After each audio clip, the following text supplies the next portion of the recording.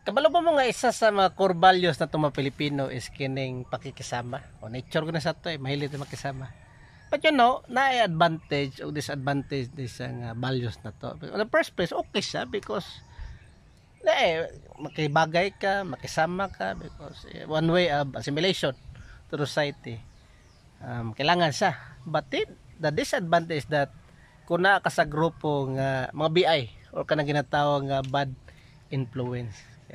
Makisama ka, yan di man mayo yung ginabuhat. So musabay po ka, mo na kadaghanan nga madala sila og unsay ginabuhat sa grupo. And sometimes mo po ni hinungdan nga may mga corruption or na ay mga say ginatawag ganang pabor-pabor, no? Kay nakisama ka, pagbigyan na lang, palutson na lang, kay nakisama lagi. Wala nga makita sa uban, unfair man na, double standard mo sulod na pod.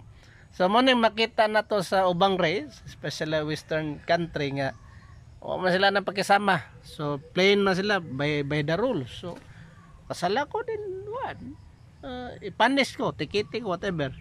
Kita makisama lagi ta. So again, na disadvantage or advantages. Depende lang sa na to pag utilize o depende asang environment.